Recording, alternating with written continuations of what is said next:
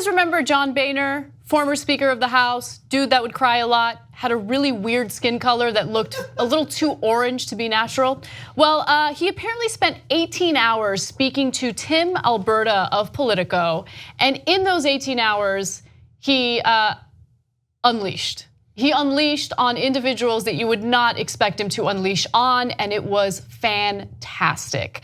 So we have some of the highlights from the interviews for you. And first, let me say that I love the way that the piece began. It started with, at 67, Boehner is liberated to say what he spent many years trying not to say, to smoke his 2 packs a day without undue stress, to chuckle at the latest crisis in Washington, and whisper to himself those 3 magic words, not my problem. You know what? It actually makes me envy him a little bit.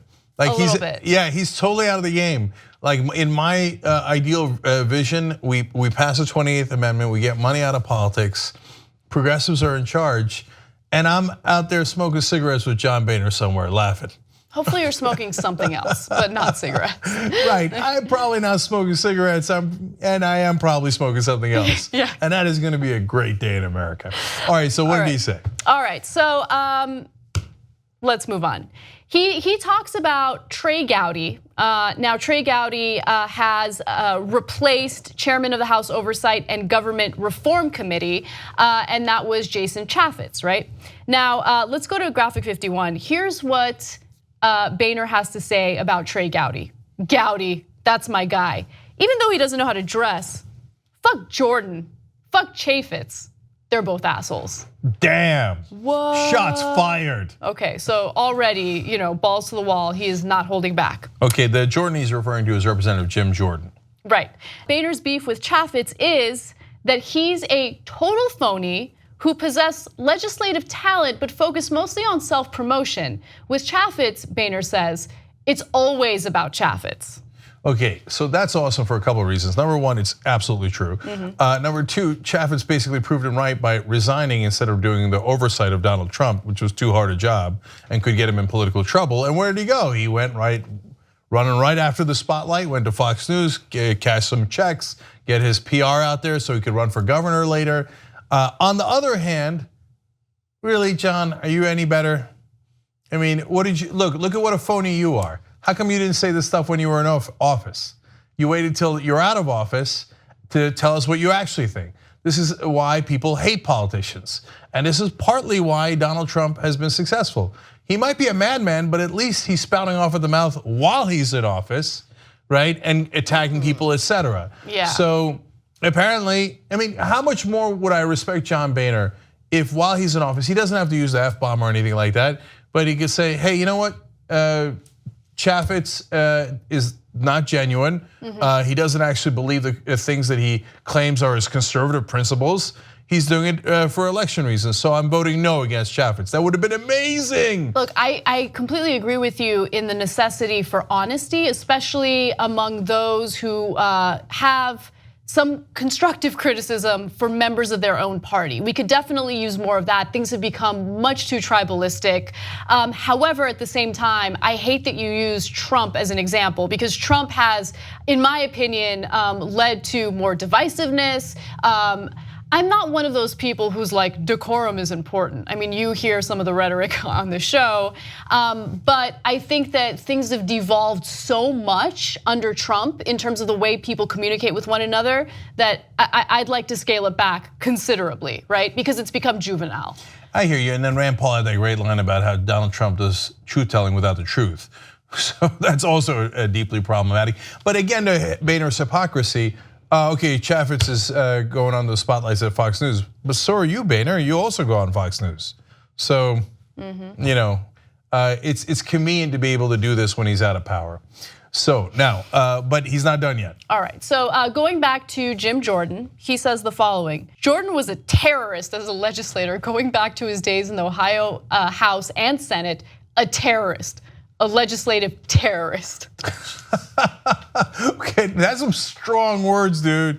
Terrorist. I like it, and of course, he's referring to these radical right wingers who would come out and go, I'm holding up the legislation. Why? because I want more tax cuts for the rich, as an example. Now, Boehner is not saying that, but that's usually what they want, right? You know, interestingly enough, most of the people that he's critical of in this piece are individuals that he considers too far to the right. Now, John Boehner is not liberal in any way, shape, or form. He's not remotely. Exactly, he's rather conservative. So he has a problem with people being too far to the right, which, I mean, I think we're seeing some of that ideology playing out in Trump's administration. Now, let's move on to Sean Hannity, because I love this part. Okay, so he says, I had a conversation with Sean Hannity probably about the beginning of 2015. I called him and said, listen, you're nuts. We had this really blunt conversation. Things were better for a few months, and then it got back to being the same old, because I wasn't going to be a right-wing idiot. Damn. Now, this is speculation on my part, but that was around the time that Trump announced that he was gonna run. And so I'm guessing that Hannity's support for Trump might have concerned Boehner. Boehner claims that he's good friends with Trump, but he seems to be critical of Trump's administration as well. So just a context there. So for example, sometimes what Ted Cruz would do, he would hold up the Senate. Now Boehner was in the House, so that's why he's talking about House guys. But he would say, okay, I'm not letting us fund the government because I want to make sure we repeal Obamacare. Now that's being a legislative terrorist in Boehner's words, because he knows that during the Obama years, they had absolutely no chance of repealing Obamacare because a guy named Obama would veto it. So that was grandstanding and being a phony. And they did a lot of that at the House too with these right-wingers like Jim Jordan and Chaffetz. So that's what he's annoyed at. And then the Sean Hannitys of the world would aid and abet that and go, why isn't Boehner shutting down the government? Well, you know that that's an idiotic point, that there's no way you could win, and you're doing it for publicity. And Hannity and all those talk show hosts went along with that because all they wanted was to rile up their own side, even though they knew they had no chance of winning in that case. Now, Sean Hannity did not take kindly to Boehner's remarks in this Politico interview, so he attacked Boehner on Twitter with the following tweet. He said, John, were you sober when you said this? That conversation never happened. I'm sorry, you are bitter and you failed. Yeah, well, he was the Speaker of the House, and for the great majority of that time, you were kissing his ass, Sean. And I remember how you talked about, the Republicans are awesome, and they were fantastic. Thank God John Boehner took away the gavel from Nancy Pelosi. John Boehner, John Boehner. And then it became inconvenient to be up Boehner's ass, and you moved into another set of buttocks. And from there, you shouted against Boehner. So I'm amused that you're calling him drunk, because he largely was. But that's the thing that you would have found outrageous if a progressive pointed out at the time. And so I don't know what portion of this interview was done intoxicated, but if it was, I love it, because it apparently led him to saying things that are true and honest. And so, but I like that all of a sudden Hannity's feigning outrage that John Boehner might have a drinking issue. Yeah, no, I mean, think about it. We have moved even further to the right. Like, that's what I got out of this more than anything, because Boehner was essentially forced into early retirement, right? And part of the reason why was because those in the Freedom Caucus didn't like him. Again, he wasn't right-wing enough. That's insane to me. That's insane to me. Like, we have actually moved backwards as a country. I mean, we already kind of knew that with the current administration that we have in place. But Boehner was the ultra conservative guy that we were critical of years ago. And now all of a sudden, he seems like he's somewhat reasonable sometimes. Yeah, look, real quick, the dynamic here, and Anna's right, this is the most important part of the story, is how they moved the Overton window so massively to the right. So John Boehner was an enormous right-winger, and that faction of the party always wanted tax cuts for the rich and for multinational corporations. But the more extreme right wing of the party wanted bigger tax cuts and bigger deregulation. And in some ways, I'm thankful for that, and this sounds like a weird thing to say, right? Why? Because Boehner actually could have struck a grand bargain with Obama. Obama wanted to do that, and if they had, they would have cut Social Security, and they would have given more tax cuts to the rich.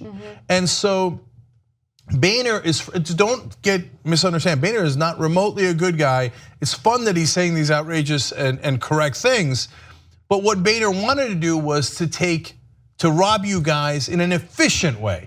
And he was frustrated that the Jordan and the Chaffetz and the Hannitys of the world were so stupid, the right-wing idiots.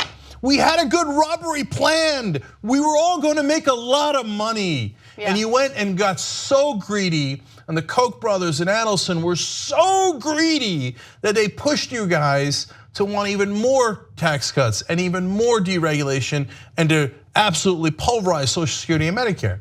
But unfortunately, those guys won, and here we are in Trump land where that's exactly what they're planning.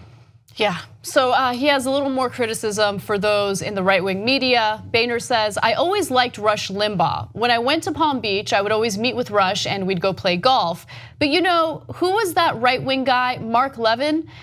He went really crazy right and got a big audience, and he dragged Sean Hannity to the dark side. He dragged Rush to the dark side. And these guys, I used to talk to them all the time, and suddenly they're beating the living shit out of me. So, you know, friends become foes. Again, he's not considered right-wing enough. Well, so a couple of really interesting points in that too. So it shows you Rush Limbaugh and John Boehner were buddies, and they would go golfing and have a grand old time and plan out what to say to Rush's audience. And they had a good deal, okay? And Limbaugh once famously accidentally said after an election that the Republicans lost, I'm tired of carrying their water. What happened, Rush? I thought you were an independent voice who was just a good conservative and you cared about conservative principles and you weren't working for the Republican Party as their propaganda outlet. Well, now we find out, no, you were. It wasn't about your own opinions. It wasn't about your own principles. First you agreed with Boehner, but then you saw there was a bigger audience with Levin or whatever he calls himself. And then finally, the other part of the puzzle that is not in this piece is that Rush Limbaugh now gets financed by some of those extreme Koch brothers groups. They buy ads, they don't sell anything. They're not like, they don't sell sneakers or cars or anything like that. They buy ads on Rush's program. So he is also he's like, John, it was nice playing golf with you, but these guys are paying me millions of bucks to do propaganda. I don't have any real opinions. He's just a paid shill. That's who Rush Limbaugh is. This helps to partly expose him, so that's nice. Yeah.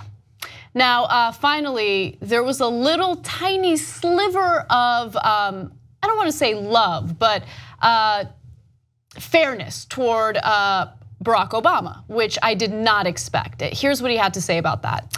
People thought in 2009, 2010, 2011 that the country couldn't be divided more. And you go back to Obama's campaign in 2008. You know, he was talking about the divide and healing the country and all of that. And some would argue on the right that he did more to divide the country than to unite it.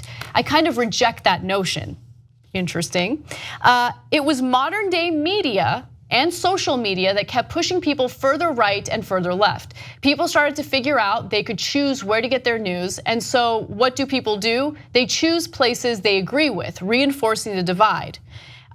So he's basically saying, no, this criticism about Obama dividing the country isn't correct. The media is at play.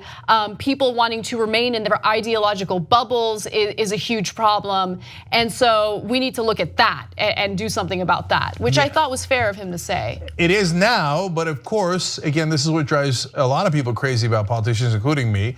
When he was in office, Boehner perpetuated that and kept saying, oh, we're not doing obstruction. It's Obama that's doing the obstruction. He should be doing beer summits, and if he did, we'd all be getting along. Now that he's retired and out of politics, he's like, yeah, I was just messing with you guys. I was lying the whole time. No, Obama wasn't dividing us at all. And then finally, the last part of it is, he says, oh, the media on the left and the right are dividing us. What media on the left? It's not like Boehner knows anything online. I'd be shocked if he knows about the Young Turks. So he's not referring to us. Like what, MSNBC filled with Republicans and a couple of progressives in prime time is somehow dividing the country and making it more left? That's preposterous. All there is on television is right wingers and like two progressives.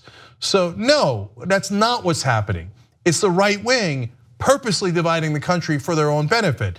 It's us versus Mexicans, us versus Muslims, us versus gays, us versus women. They're the only ones doing the dividing. And even if the left were really strong in the media, which it's all, the media he's referring to is almost purely multinational corporations that are multi-billion-dollar entities and not remotely liberal. But even if that were the case, what their message would be, no, we should be united. We should treat everyone equally. Wow, how divisive. Support independent media. Come join us at the Young Turks. tytnetwork.com/join.